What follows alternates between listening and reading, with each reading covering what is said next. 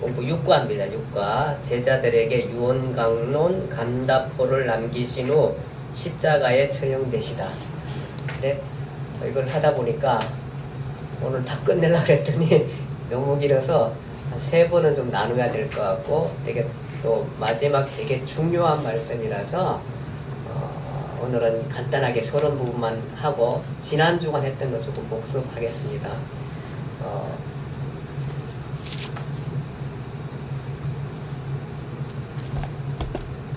지난 주간에 다시 이제 예루살렘 성전을 올라가고 가시면서 화요일에 성전 청결 사건을 행하시고 난 다음에 있었던 문제입니다. 문제가 뭐냐 하면은 대제사장과 백성의 장로들이 나와서 내가 무슨 권위로 일을 하느냐, 또 누가 이 권세를 너희에게 주었느냐 하는 질문을 하게 됩니다. 이건 사실 이 질문은 언제부터 했었죠? 첫 번째 성전 청결 사건, 첫 번째 6월절 성전 청결 사건 때 이 질문했고, 이 질문은 사실은 모든 사람들이, 모든 인류가 해야 할 질문이었습니다. 왜냐하면 대단한 쇼킹한 일들을 많이 행하셨고, 또 수많은 성경의 기적들을 행하시고, 뭐 죽은 자를 살리시고, 그 다음에 바다 위를 걸으시고, 이런 모든 일들. 그리고 예수님께서 이 땅에 오심부터 시작했던 모든 것들이 다 신비고 기적이고 이런 삶들을 생각했을 때에 누구나 할 수 있는 질문입니다. 오늘날도 마찬가지고, 사실 오늘날은 그냥 이것이 상상의 얘기라든지 아니면 그냥 어떤 그런 생각들, 실제 있었던 게 아니고 그냥 누군가의 상상의 기록이라든지 이런 생각을 하는 사람들까지라도 사실은 질문해야 할 질문인 것입니다. 물론 우리도 마찬가지고요. 예수 그는 누구인가에 대한 질문을 하게 되는 것입니다. 그럴 때에 예수님께서 답은 안 하시고 오히려 질문 하나 합니다. 뭐냐 하면은 너희가 요한의 세례가 하늘로서냐 사람에게서냐, 너희가 답을 하면 나도 내가 누구인지에 대해서 답을 하겠다, 그 얘기를 하시게 됩니다. 그러니까 이 사람들이 가만히 생각해서 요한의 세례가 하늘로서냐 아니면 사람에게서냐 답하려고 하니까 너무 이게 애매한, 사실은 자기들이 지금 예수를 잡으려고 생각하는데 잘못하면 자기들이 올무에 빠지게 생겼습니다. 그래서 이게 만약에 하늘로서냐 그러면은 세례 요한이 이 땅에 왔었을 때에 나를 보고 뭐라 그랬느냐, 나를 보고 내 뒤에 오시는 분은 성령과 불로 세례를 주시는 분이다. 나는 그를 신발끈도 끌었다가 묶었다 할 수 있는 자격이 못 되는 사람이다. 그렇게 얘기하지 않느냐. 근데 왜 너희가 나를 믿지 않느냐, 이 얘기를 할 것 같고요. 그 다음에 그것이 땅으로서다 이러면은, 땅으로서 그러면은 많은 백성들이 당시에 세례 요한이 죽은 것에 대해서 너무 안타까워했거든요. 우리가 지금 훌륭한 선지자를 죽게 내버렸다는 마음이 있는데, 그게 땅으로서 그랬다는 또 민중들의 반란들이 날 것 같고 이러니까 답을 할 수 있을 못합니다. 그러면서 예수님 앞에 우리가 모르겠는데요, 이 얘기를 합니다. 그러자 예수님께서 또 뭐라 그래요? 그러면 나도 무슨 권세로 일을 하는지 내게 말하지 않겠다, 그 얘기를 합니다. 그러면서 세 가지 아주 이들의 악함을 지칭하는 3가지 비유를 듭니다. 그 비유가 뭐죠? 첫 번째는 두 아들에 대한 비유. 두 아들은 뭐예요? 아버지가 아들한테, 큰아들한테 야, 너 가가지고 오늘 가서 밭에 가서 일하라 이러니까 큰아들이 네 해놓고 가겠다고 해놓고는 갔어요, 안 갔어요? 안 갔어요. 두 번째 아들한테 야, 너 가서 일하라 하니까 두 번째 아들은 지금 안 가입니다. 안 가. 싫어해 좀 바쁩니다. 뭐 이러면서 핑계를 대고 안 갔는데, 나중에 가만히 생각해 보니까 이게 아버지 말을 내가 안 들으면 안 될 것 같아. 그래서 뉘우쳐서 가서 일을 했습니다. 두 사람 중에 누가 아버지의 뜻대로 행한 사람입니까? 누가 아버지의 일을 아버지의 말씀을 들은 사람이 그 얘기를 하니까 이 사람들이 뭐라 그래요? 예, 둘째입니다. 둘째. 그쵸? 둘째입니다. 이 얘기는 바로 뭐냐 하면은 첫 번째 유대인들, 특별히 대제사장 서기관 바리새인 이 유대 지도자들한테 했던 메시지입니다. 너희들은 큰아들이다. 너희들은 하나님의 부름을 일찍 받았고 했지만 너희가 하나님의 부름에 응답하지 않았다. 그렇지만 너희들이 멸시하고 천대하는 사람 취급도 하지 않는 창기와 세리들, 가장 너희들이 사람 취한 그 사람들은 원래는 부름받지 않은 사람인데 자기들의 잘못을 뉘우치고 하나님 나라에 들어간다. 그러므로 이 세대가 바로 창기와 세리가 먼저 하나님 나라에 들어갈 거다. 이 얘기를 하게 됩니다. 요거까지 알아들었는지 모르겠어요. 이게 큰아들이 자기들을 얘기한 건가? 작은 아들을 자기들 얘기한 건 못 알아들을 수 있을 것 같아요. 그래서 두 번째 얘기를 해요. 두 번째 뭐냐 하면은 포도원 농부비예요. 포도원 농부비요. 기억나실까요? 어떤 포도원 주인이 포도원을 잘 만들었어요. 정말로 멋지게 만들고 포도 즙을 짜는 기구까지 다 만들어 놨어요. 완벽하게 포도를 잘 만들어 놓고 난 다음에 세를 주고, 농부들에게 세를 주고 떠났어요. 세를 주고 이제 타국에 갔는데, 타국에 갔다가 이제 포도 호출을 거둘 때가 됐어요. 그래가지고 종을 보내요. 종을 보내가지고 야, 가가지고 농부들한테 가서 농사가 잘 된다 물어보고 그 소출 나한테 주기로 했던 세를 주던 세를 가서 받아오너라, 이렇게 얘기를 했어요. 그래 갔더니 종이 갔는데 농부들이 보더니 종을 대접하지 않고 종을 심히 폭력하고 또 어떤 사람은 죽이고 막 이렇게 해서 세를 하나도 주지 않고 그냥 돌려보냈어요. 심히 때리고. 포도원 농부가 얼마나 화가 나겠어요. 그래가지고 이 주인이 얼마나 화가 나겠어요. 포도원 주인이 너무 화가 나가지고. 그렇지만 이 포도원 주인이 워낙 인내심이 강하시고 사랑이 많으신 분이라 다시 두 번째로 다른, 이번에 훨씬 많은 종들을 보내게 돼요. 보내서 기대가 뭐예요? 이번에는 많이 보내니까 이번에는 아마 주겠지, 그렇게 해서 보냈는데 이번에도 주지 않고 오히려 더 심히 때리고 죽이고 막 이렇게 해서 한 거예요. 이 포도원 주인이 얼마나 많이 화가 나겠어요. 그래가지고 그치만 이 포도원 주인이 워낙 좋으신 분이 그래서 참아요. 그리고 이제 마지막으로 보내요. 누굴 보내냐면은 아들을 보내요. 아들을 보내니까, 아들을 보내면서 주인의 기대가 뭐예요? 종들이었으니까 때리고 패고 새도 안 주었지만 적어도 내 아들이 가는데 내 아들한테는 주겠지 하고 그런 마음으로 보내게 돼요. 보냈는데 이 농부들이 어떻게 해요? 저 주인의 아들이 오네? 우리가 저를 아직 그냥 죽여버리면은 이 포도는 우리 것이 될 거야 하고 하면서 그 아들을 죽이게 되는 것입니다. 그럴 때에 이 포도원 주인이 다음에 와가지고 그 포도원 농부들의 그 농사 짓는 것을 빼앗고 저희들을 진멸하지 않겠느냐, 그 비유를 들어줍니다. 이 비유는 이 사람들이 알아들어요. 이 비유가 자기들에 대한 것이죠. 뭐예요? 지금까지 이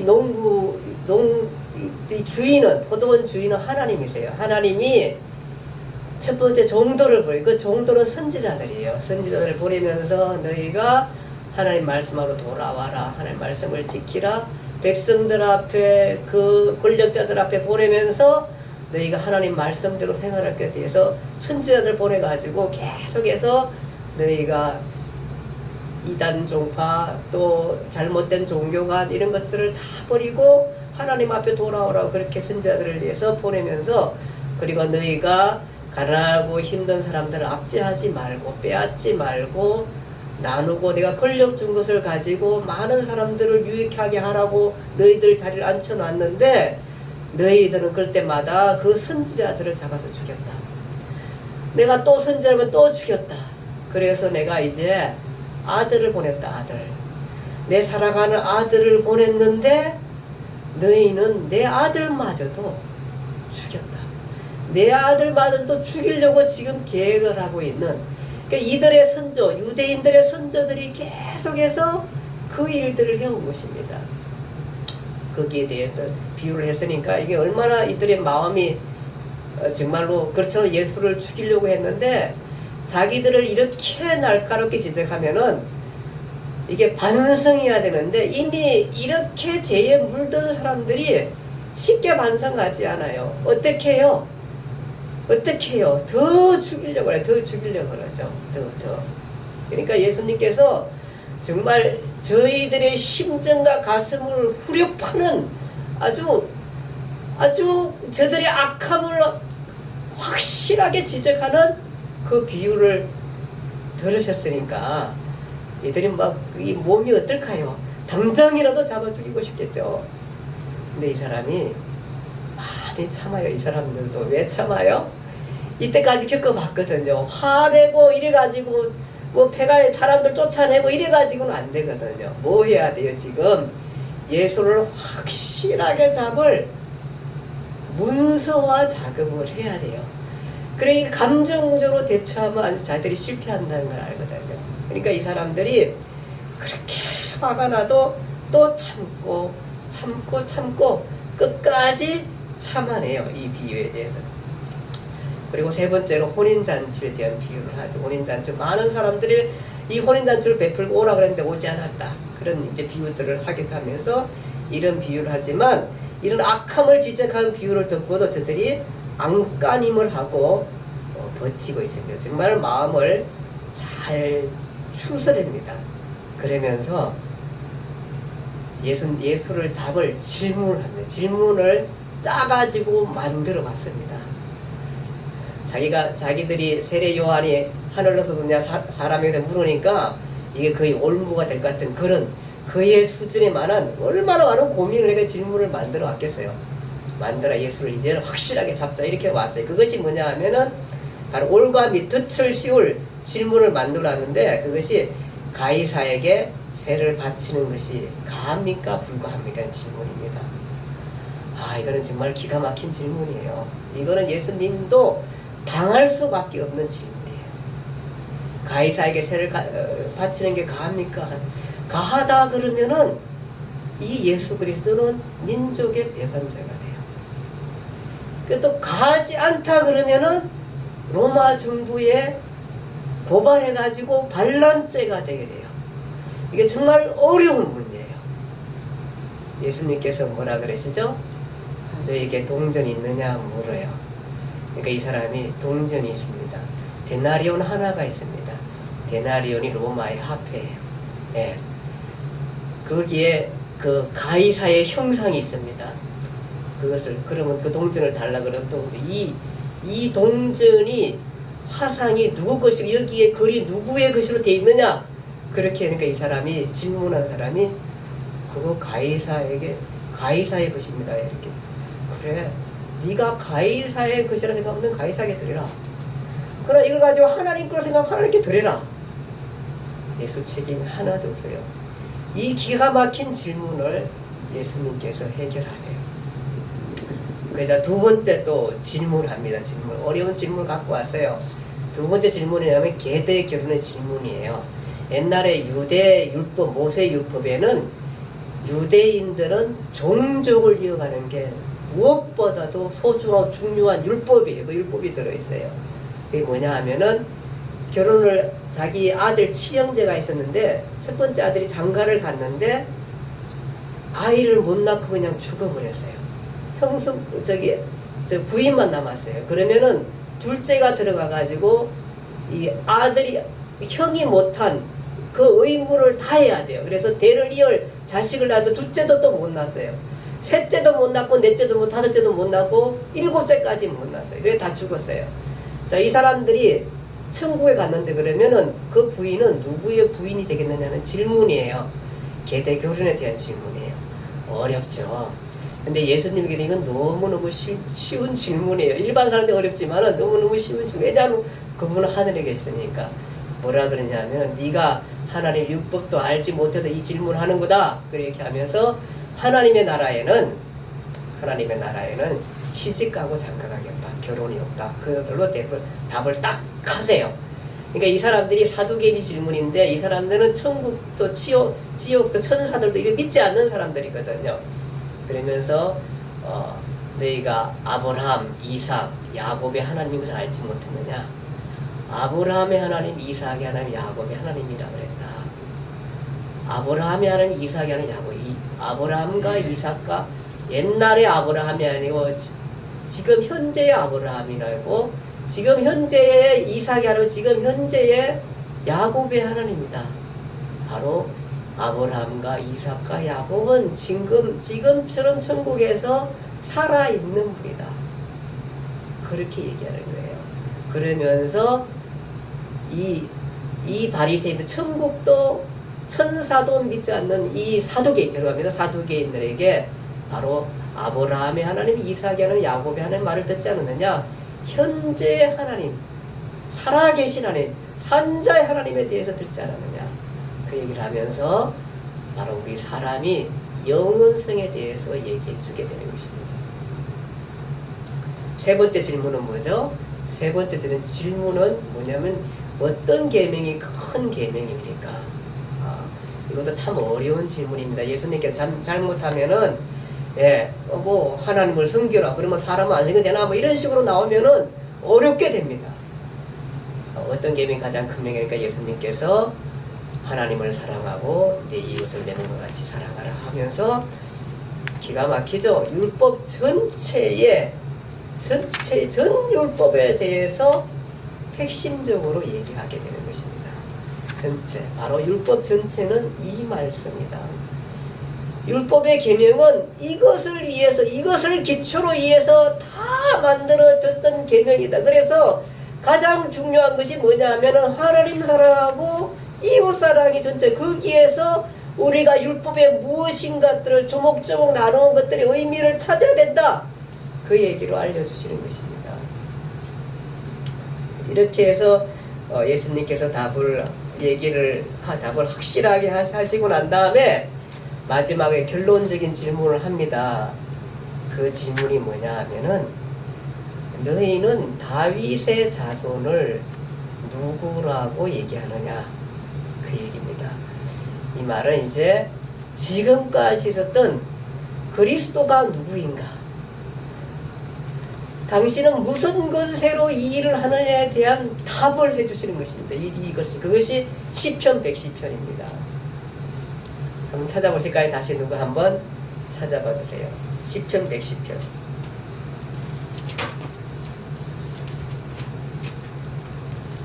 한번 찾아볼까요? 굉장히 중요한 말씀입니다.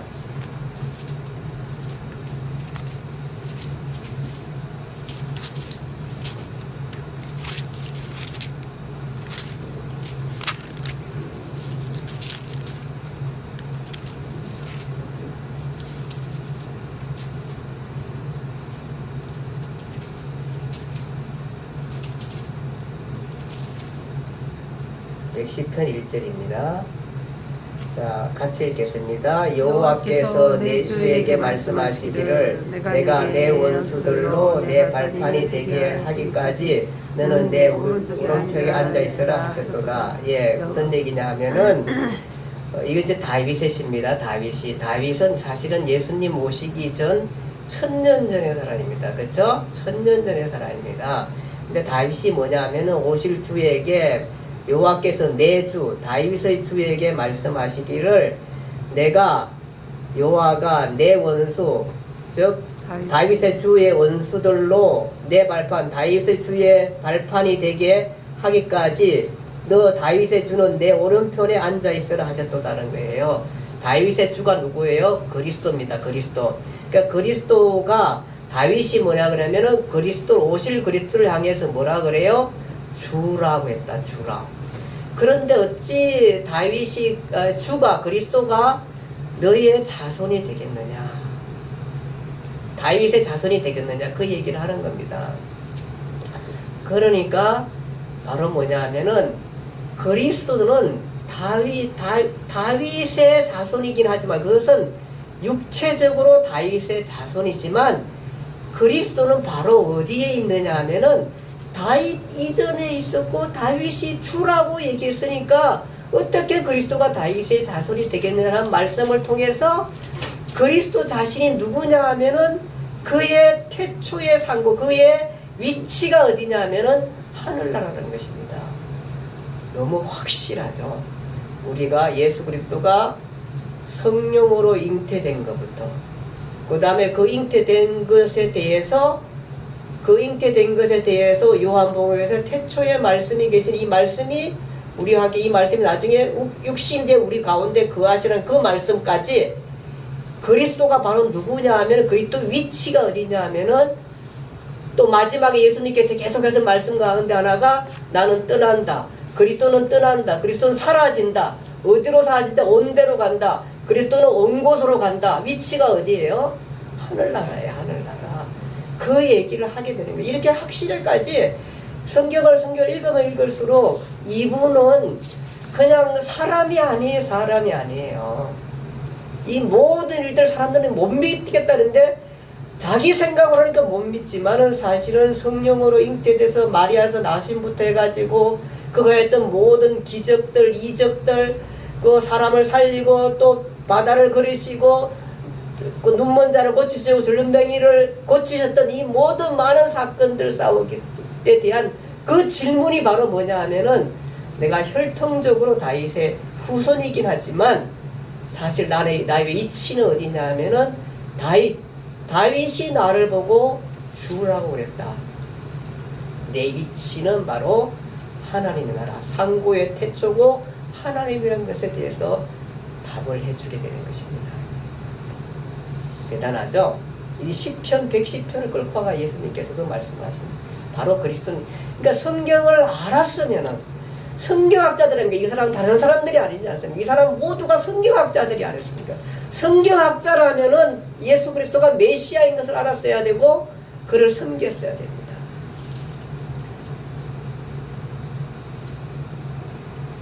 자기 인연에 빠져가지고 자기 식대로 성경만 풀다 보니까 그거를 몰랐던 거예요. 어쨌든 간에 예수님께서 이렇게 해서 그 답을 해줍니다. 이때까지 있었던 예수군은 누구인가? 라는 질문에 대한 답을 확실하게 해주십니다. 그 이상 질문 없습니다, 이제. 예, 그만큼 확실한 답을 하시게 됩니다. 자, 이렇게 해서 거의 지난주 이제 얘기고요. 그리고 난 다음에 예수님께서 오늘 이제 24장. 마태복음 24장입니다. 오기 전에 우리 교재 한번 보겠습니다. 교재 한번 읽어보고 가겠습니다. 오늘 감남산 강론입니다. 감남산 강론입니다. 자, 그 6과요. 6과 81조. 같이 한번 읽어보겠습니다. 81조. 스카치 테이프 한번 보겠습니다. 시작. 지난주까지는 대중과 종교 지도자들에게 예수 나는 그리스도라고 공적으로 증명하셨음을 공부했습니다. 당신 자신에 대해서 매듭을 탁 씌우셨습니다. 유야 무야 흐릿하게 하지 않으셨습니다. 그리스도인이 이제는 제자들에게만 하실 말씀이 있으신가 봅니다. 오늘은 그것을 공부해 보려고 합니다. 지난주 마무리할 얘기 감난산에서 하신 긴 강론입니다. 그리고 그 이후 잡히던 날 밤 다락방에서 또 포도나무 밭을 지나시면서 하신 유명한 강론들입니다. 제자들에게는 유언 강론이지요. 그렇습니다. 이렇게 따로 비밀스럽게 하신 말씀들이 성경에 기록되어 있기 때문에 우리도 육과에 따로 구분해 놓은 것입니다. 당신은 예수님의 제자 맞습니까? 들으실 준비가 되어 있습니까? 예수님의 이 강론들은 아무에게나 들리지 않습니다. 아직 대중 속에 앉아 있다면 잘 들리지 않습니다. 예수님의 제자로서 3년 동안 일어난 일들을 함께 시뮬레이션 하면서 경험하셔야 들립니다. 육과가 바로 그것입니다. 사람이 경험한 것은 그 사람을 이끌어가는 힘이 됩니다. 적극적으로 선한 영향력이 되고 소극적으로 나쁜 영향이 되어 힘들게 합니다. 경험한 일이 그 사람을 지배합니다. 평생을 따라다닙니다. 지울 수 없습니다. 차곡차곡 쌓인 경험에 의해 생각하고 경험에 의해 판단합니다. 그 경험은 남은 인생을 가게 하는 엔진입니다. 그렇습니다. 예수 사건도 일단은 경험되어야 합니다. 예수를 무조건 믿는 것으로 출발할 수도 있지만 그것은 말 그대로 시작입니다. 힘이 없는 믿음일 수 있습니다. 경험해야 합니다. 자초지종 어떻게 되어 왔는 건지 성경이 말하는 바를 경험해야 합니다. 예수 역사입니다. 사실을 사실대로 아는 것입니다. 예수 그분에게 그 일이 일어날 때가 거기 있어야 합니다. 예수 그분이 그 말씀을 하실 때 무슨 생각 때문에 그렇게 하셨는지까지 뚫고 들어가야 합니다. 왜? 기록되어 있기 때문입니다. 기록되어 있다는 것은 우리로 하여금 알리라는 뜻 아닙니까? 하나님은 아무 내용도 없는 것을 무조건 믿으라고 하지 않습니다. 예수님이 그냥 믿어지는 게 아닙니다. 예수께서 3년 동안 하신 일, 말씀, 고뇌, 사건, 관계, 갈등 등을 할 수 있으면 현장에 같이 있었던 그런 사람처럼 일단 원천 경험하라는 뜻입니다. 예수 그분 스스로 하신 말씀을 가감하지 않은 채 원본 그대로 우리 지성 속에 이식하듯이 뿌리채 옮길 수만 있다면 얼마나 좋겠습니까? 예수께서 입을 열어 말씀하실 때는 이해하라고 하신 것인데 이해 못하는 것은 안타까운 일이기 때문입니다. 일단 하신 말씀을 이해되어야 그 다음 우리 입장도 생기는 것입니다. 믿음도 생기고요. 우리는 기계가 아니기 때문입니다. 깨달으라는 것입니다. 아니라면 왜 예수님께서 그 진리신 예수님을 역사 속에 보내시고 하신 일들을 기록해 놓으셨겠습니까? 우리 인간도 마인드가 있는 존재입니다. 지성이 있고 감정이 있고 판단이 있는 생각하는 존재입니다. 경험의 벽돌과 이성이라는 시멘트로 접합되어 하나씩 통합되어 온 것입니다. 예수님 사건도 마찬가지입니다. 우리는 2000년 전 유대 땅 예수님이 사역하셨던 현장에 없었습니다. 그러나 기록된 글을 읽을 때 시뮬레이션을 하면서 하나씩 벽돌을 장만하자는 뜻입니다. 값없이 벽돌을 사라는 말입니다. 그리고 나서 당신 스스로 판단하는 것입니다. 예수 그는 누구인지, 이 세상에 살았던 사람, 예수는 도대체 누구였는지, 지금까지 예수 뒤를 따라온 이 시점에서 그를 누구라고 해야 할지, 소크라테스, 아리스토텔레스, 공자, 주자, 장자를 아십니까? 오늘 예수께서 제자들에게 말씀하셨던 것이 성경에 기록되어 남아있는데 대충 생각하지 말고 진지하게 생각해 보십시오. 이 정도 발언을 하는 예수, 그는 도대체 누구인지 자 가봅시다. 예. 자 오늘 강남산 강론 부분이 되겠습니다. 자, 오늘 원래 제자들에게 유언강론, 이제 제자들만 모아놓고 이제부터 말씀을 하시게 됩니다. 그 중에 감다포라 했습니다. 감다포. 무슨 포 만든 것도 아니고 누가 이름을 잘 지었습니다. 오늘 보니까 무슨 갈비포인가 뭐 있던데 보니까 갈비포 아마 이따 지분형 집사람이 주실 것 같은데 갈비포 뭐 있더라고요. 어쨌든 감다포입니다. 감다포 감남산입니다. 감남산 강론. 그 다음에 다는 뭘까요? 네, 다락방 강론. 그 다음에 포는 부도나무 밭의 강론. 네, 그렇게 되겠습니다. 감다포 강론인데 오늘은 감남산 강론만 좀 보기로 하겠습니다. 자, 오늘 있던 할때 화요일 날 말씀 계속 이어집니다. 화요일 날 감남산 강론 부분 되겠습니다. 교재 조금 보실까요? 교재 보시면은 감남산 강론의 좌우 배경 이렇게 되어 있습니다. 감남산 강론의 좌우 배경. 예수님께서 이 감남산에 이제 성전에서 나오셔서 해질녘에 감남산을 올라가시게 됩니다. 올라가시기 전에 그를 이렇게 한번 성전을 이렇게 돌아보면서 예수님께서 사실 우십니다. 우시면서 탄식하십니다. 그것이 마태복음 24장의 그 내용입니다. 24장 보시면은 1절 보면은 24장 1절.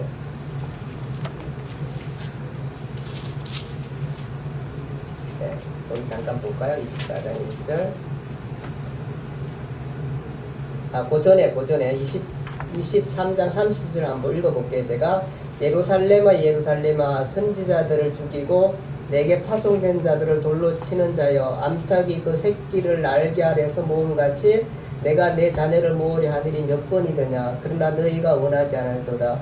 보라, 너희 집이 항폐하였던 버리진 바되리라. 내가 너희에게 이르노니 이제부터 너희는 찬송하리다. 주의 이름으로 오시는 이 할 때까지는 나를 보지 못하리라. 이렇게 말씀하시면서 예루살렘 성을 하면서 탄식하시면서 또 우시는 모습을 우리가 보게 되는 것입니다. 이 예수님께서 일요일에 입성하시다가 높은 곳에서 예루살렘을 보시고 오셨는데 또다시 화요일에 예루살렘 성을 바라보고 울게 되는 것입니다. 이렇게 탄식하신 이유는 그 구약의 역사 속에서 계속해서 선지자들을 보냈었고, 이 예루살렘은 모든 그 당시 유대 사회에 가장 집중되는 곳입니다. 사실은 여기가 유대 사회 전체입니다. 사실 예루살렘이라는 성, 그 성이 얼마나 놀라운 성입니까? 여기에 그 자기의 영성과 그 교회 모든 것들에 대한 중심, 영적인 중심이 바로 여기에 있는 것이 유대 사회인데, 유대 사회에. 그래서 이 사람들이 어디 디아스포라 멀리 나가도 이들의 중심은 다 어디에 있습니까? 성전을 향해서 기도하죠. 다니엘도 이게 문 열어놓고 성전을 향해서 기도하잖아요. 영적인 중심이 다 어디에? 이 성전에 있고 이 예루살렘에 있는 겁니다. 그러니까 이 사람들이 1년에 한 번씩 계속해서, 예수님도 1년에 한 번씩 6월절에 예루살렘 성을 찾잖아요. 그만큼 이 성지고 그런 이 예루살렘을 향해서 예수님께서 울게 되는 것은 그동안의 계자를 보냈는데, 이 사람들의 역사가 뭐냐면 선지자를 쳐 죽이는 역사입니다. 그리고 이제 또 세례 요한을 쳐 죽이게 되고요. 이제 마지막으로 자기 아들이 여기 왔는데, 이 예루살렘이 아들까지 죽이잖아요, 사실은. 그러니까 이제 자기가 여기서 죽게 되지만은, 이런 그 하나님의 영성을 가지고 있는 예루살렘이 망할 것에 대해서 보니까 너무 마음이 안타까운 거예요. 예수님은 미래를 봐릴 때 AD 30년경이면은 AD 70년경에 디토스 장군에 의해서 예루살렘이 완전히 다 파괴되거든요. 그거를 바라보면서 예수님께서 울고 계시는 것입니다. 마치 우리가 그 유대 역사 종말에 종말 때에, 유대 역사 종말 때에 예레미야가 예루살렘에 남아가지고 계속해서 그 예루살렘 성의 그 멸망하는 그것을 바라보면서 통곡해서 울었던 것처럼, 예수님께서 이제 그 파괴될 예루살렘 성을 바라보면서 울게 되는 것입니다. 그러면서 예루살렘아 선지자들을 그렇게 보내가지고 내 백성을, 예루살렘에 너 선지자들 죽이고 내게 파송인 자들을 돌로 치려는 자의 암탉이 그 새끼를 날개 아래 모음같이 내가 내 자녀들을 이 예루살렘을 통해서 모으려고 얼마나 많이 노력했는데, 끝까지 이렇게 해서 아들까지 이제 죽이는 예루살렘의 영성을 보면서 예수님께서 마음이 얼마나 너무너무 아프신 거예요. 그렇게 해서 예수님께서 이제 이 파괴될 예루살렘을 향해서 우는 모습을 우리가 보게 되는 것입니다. 그리고 난 다음에 또 제자들은 다른 생각을 갖고 있는 거예요. 이렇게 올라가서 이렇게 보니까, 해질녘에 보니까 햇빛이 비치는데 성전이 너무너무 아름답거든요.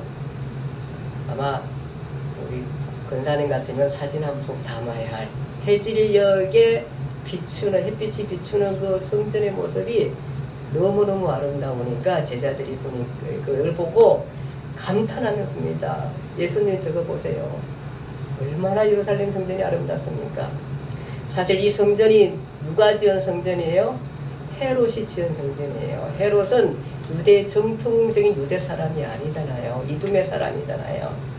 이 헤롯이 성전을 지을 때 아직 완공 안 됐습니다. 30년 아직 완공도 안 된 성전 짓고 있는 그 성전을 바라보면서 그 헤롯이 유대인들의 환심을 사기 위해서 회랑 이렇게 그 위에 이거 뭡니까 위쪽에도 이렇게 무슨 복도 같은 거 이렇게 잘 만들어 가지고 멋있게 만들고 행각도 만들고 이렇게 해서 정말 그 유대인들의 한심을 사게 아주 찬란하게 잘 만들었대요.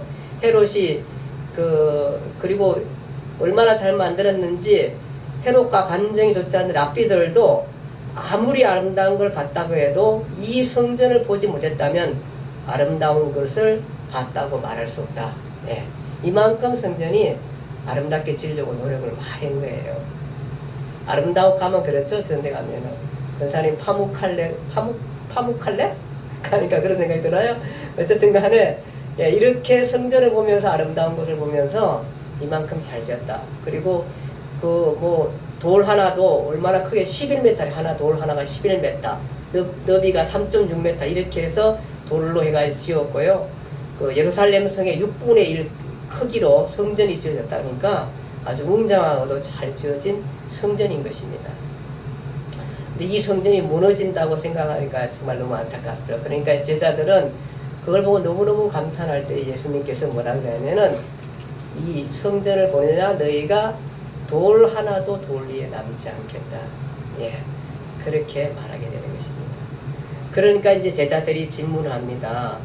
그러면은 어느 때에 언제에 이런 일이 임하시고 주의 임하신가 세상 끝에는 무슨 징조가 있습니까? 라고 제자들이 질문하면서 감난산에서 강론이 시작하게 되는 것입니다. 그것이 감난산의 강론입니다. 근데 오늘 그 24장 읽었잖아. 읽으면은 뭐가 저기 예루살렘 성의 파괴 얘기인지 뭐가 어떤 내용이 사실은 종말인지 사실은 알기가 참 어렵습니다. 근데 사실 알 필요도 없습니다. 왜냐하면은 이거 여기서 지금 이 유대인들은 이 제자들은 사고가 달라요. 무슨 사고냐 하면은 예루살렘 파괴가 바로 종말인 거예요. 이 사람들에게 왜냐하면은 바로 예루살렘이 무너지면 지구에 종말이 온다고 생각. 자기 종말이 온다 생각하고 예수 정부가 따로 선다 생각을 해요. 이때 바로 예수 정부가 선다고 생각하기 때문에 아직도 이들이 기대는 뭐예요? 예수 정부가 서면은 나는 어디에 위치하는가 거기에 대한 관심이 많은 거예요. 근데 사실 예수님은 따로 얘기하죠. 예루살렘의 파괴와 종말은 다르면서 띄워놓고 얘기하는 것입니다. 지금.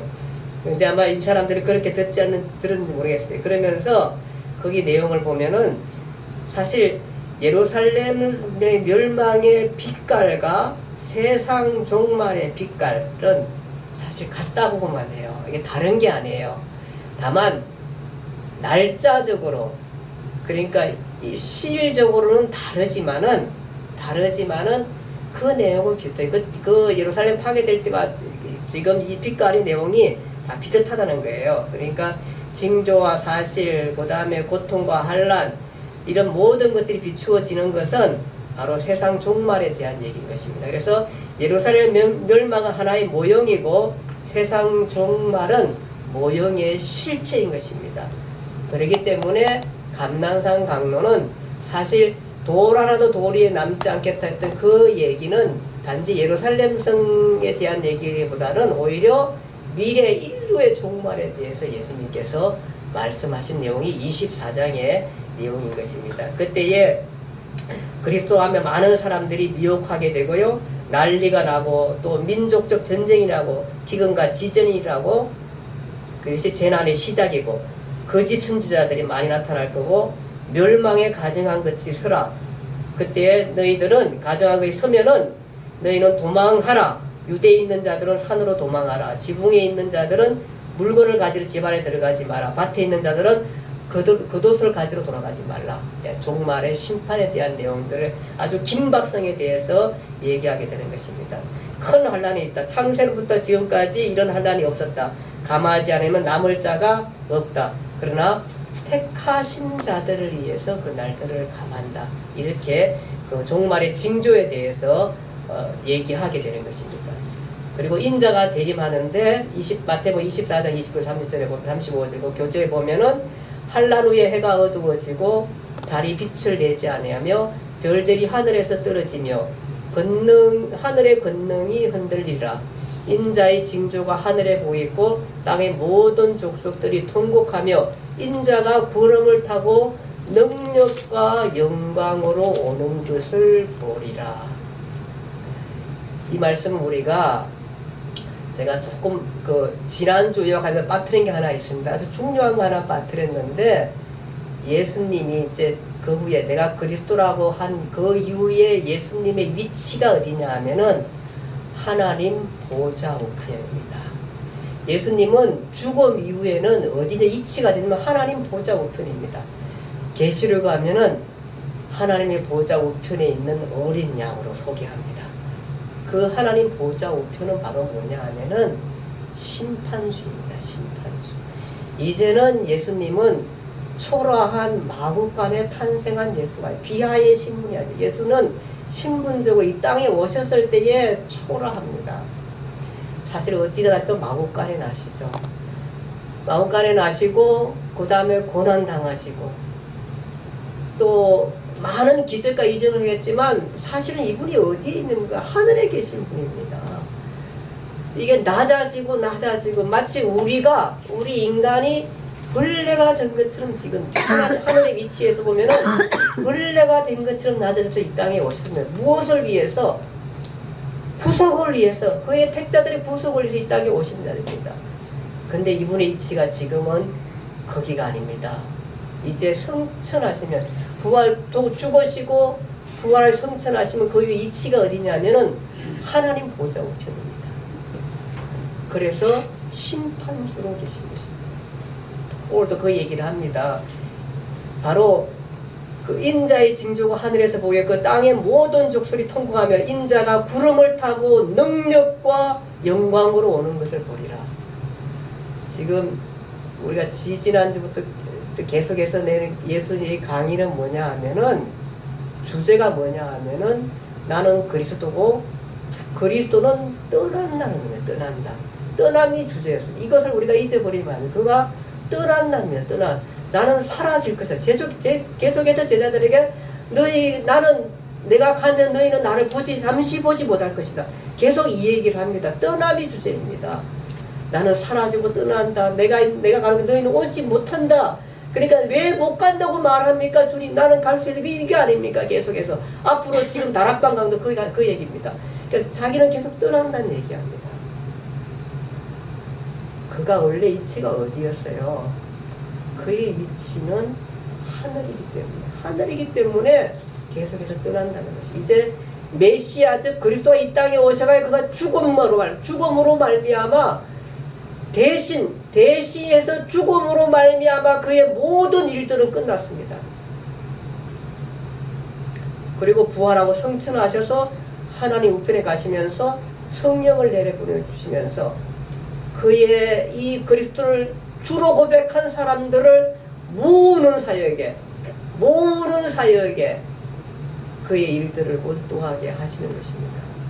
그래서 그가 떠나는 겁니다. 이게 얼마나 합리적입니까? 떠난 그가 보좌 하늘에 있다가 종말에 지금 얘기는 온다는 게입니다. 종말에 인자의 징조가 하늘에서 보이고 땅의 모든 족속들이 통해 인자가 구름 타고 능력과 영광으로 오는 것을 보리라. 얼마나 합리적입니까? 얼마나 이렇게 질서정연합니까? 메시지가 그가 떠났다가 오는 것입니다. 뭘로 오냐면은 보좌의 우편에 앉으셔서 심판주로 오시게 되는 것입니다. 그래서 이 말씀은 인자의 재림의 말씀은 떠남에 대한 얘기를 우리가 알고 있는 자만이 이해할 수 있는 것입니다. 그가 떠났다가 오신다는 것입니다. 인자가 징조가 구름 타고 능력과 영광으로이라. 그래서 인자의 재림은 바로 이 떠남이 있음 위에 있는 것들입니다. 그래서 그리스도가 떠나게 되는 것입니다. 자, 그 다음에 재림을 준비하라 그럽니다. 재림을 준비할 때에 종말은 노아의 때와 비슷하다. 같다. 재림을 준비하라. 두 사람이 밭을 갈다가 한 사람은 올라가 한 사람은 밭을 갈고 있고 두 사람이 맷돌질을 한 사람은 하나님 나라에 올라 데려가면 한다. 언제 올지 모른다. 깨어있어라. 도둑이 언제 모르는 것처럼 언제 오는지 모르는 것처럼 너는 깨어 있어라. 깨어 있어 가지고 충성되고 지혜로운 주인이 되어 양식을 나눠줄 사람이 되어 있으면은 얼마나 좋겠나 그 얘기를 합니다. 우리가 뭐 할 사람이냐 하면은 충성되고 바로 준비된 자가 되어서 양식을 나눠줄 자, 지혜로운 주인이 되어서 양식을 나눠줄 사람이라는 게 우리가 그 일을 하라는 거예요. 내가 올 때에 그 일을 하고 있으면은 얼마나 좋겠나 그 얘기를 하는 겁니다. 그래서 복음을 주고 나누고 전도를 하고 또 이 복음을 전하고 또 많은 사람들을 유익해 하고 내가 가지고 있는 권력과 능력과 재물과 이런 것들을 가지고 많은 사람들을 주 앞에 옳게 하는 이 일들을 힘써 일하고 있으면은 된다. 그러면 내가 올 때 그를 데려간다. 그 얘기를 하시게 되는 것입니다. 그러면서 열처녀 비유를 합니다. 열처녀 비유 아시죠? 기름 준비한 슬기로운 5처녀와 준비하지 못한 5처녀. 신랑이 왔었을 때에 기름이 없어가지고 등불 켜지 못하고 신랑을 맞이하지 못하는 그런 안타까운 일에 처하지 말라. 항상 준비하고 있어라. 기름 준비하고 얘기하고요. 달란트 비유. 어떤 사람이 타국에 갑니다. 타국에 가서 종들에게 모든 소유를 맡기고 타국에 갔을 때 어떤 사람에게는 5달란트 주고 어떤 사람에게는 2달란트 주고 1달란트 주었다.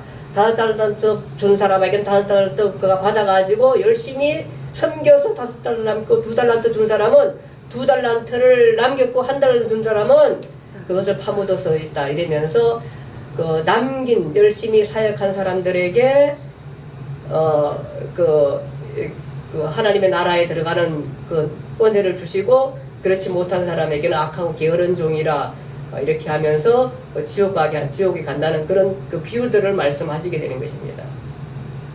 그것이 이제 그 인자의 재림에 대한 재림을 준비하는 내용이고요. 그 다음에 마지막 최후 심판 마태복음 25장 31절에서 46절 그 교재에 보면은 그때에는 양과 염소의 비유를 합니다. 만나면서 그냥 이게 심판주 와가지고 뭐라면 어떤 사람은 양으로 나누고 어떤 사람은 염소로 나눠가지고 세우는데 그 오른편에 있는 사람들에게는 양이죠. 양에 있는 사람들에게는 내 아버지께 복받을 자들이여 나와 창세로부터 너희를 위하여 예비된 상속된 나를 상속받아라. 내가 죽일 때 먹을 것을 주었고 목마를 때 마시게 하였고 옥에 갇혔을 때에 와서 보았느니라. 언제 우리가 그렇게 했습니까? 하니까 지극히 작은 자에게 한 것이 곧 나에게 한 것이니라. 그러면서 이 사회에 너희가 남아있는 동안에 병든 자, 가난한 자, 고아, 가부, 그 힘든 자들을 도울 것에 대해서 말씀하게 되는 것입니다. 반대로 오른편에 있는 사람들에게는 영벌을 받을 저주와 영벌을 받을 나라, 나를 떠나 마귀와 그 사자들을 위하여 예비한 영원한 불로 돌아가라. 그렇게 말씀하는 내용인 것입니다. 자, 이렇게 얘기하면서 포도원 강론을 마치게 되는 것입니다. 죄송합니다. 감난산 강론을 마치게 되는 것이. 그리고 수요일 날에는 이제 화요일입니다. 화요일이고 다음 수요일에는 예수님 죽이려는 유대인들의 모의가 있었고 가룟 유다가 예수님을 배반하게 됩니다. 이미 배반할 마음을 갖고 있었고 이미 오병이어 때 배반하기로 결심했던 유다가 예수님을 팔게 되는 과정을 우리가 보게 됩니다. 그리고 이제 목요일 날 이제 다락방 강론, 그 부도나무 강론을 하게 되는 것입니다. 자, 어쨌든 우리가 이 성경을 읽으면서 그동안에 조금 애매했던 그 예수 자신도 표현이 뭐 굉장히 애매하게 표현했지만 이제 예수님은 종말을 맞이하면서 본인이 그리스도이고 이제 다음 강에 보면 본인이 하나님인 것에 대해서 말씀하십니다. 그러면서 내가 원래 태초부터 하늘에서 오셨고 내가 원래 하늘에 있던 자고 내가 성부 하나님과 같이 있던 사람이고 그 얘기를 하면서 이제 다음 주 다락방 강론을 하면서 본인이 하나님이신 것에 대해서도 또 말씀하시게 되는 것입니다. 근데 다음 주는 다락방 강론은 이제 삼위일체 부분도 다루게 되고 이렇게 다루게 됩니다. 여러분들 많은 사람들이 종교를 찾고 또 교회를 다녀도 예수 그리스도를 잘 모르고 그냥 이름만 바꿔가지고 교회고 절이나 또 미신이나 또 교회나 뭐 다를 게 없어요. 그냥 이름만 바꿔 다니는 거예요. 그런 게 아니고 또 아직도 많은 사람들은 또 예수 그리스도를 모르고 있는 우리 사회 가운데 바로 그가 예수님은 계속해서 말씀하시면서 우리가 또 이 말씀을 보니까 그는 그리스도고 그가 하나님이셨고 이 땅에 인류를 위해서 이렇게 해서 오셨구나 하는 것들에 대한 충분한 이해들을 할 수 있는 그런 시간이라 그렇게 생각되어집니다. 기도하겠습니다. 하나님 아버지 감사합니다. 오늘 말씀 생각하면서 우리가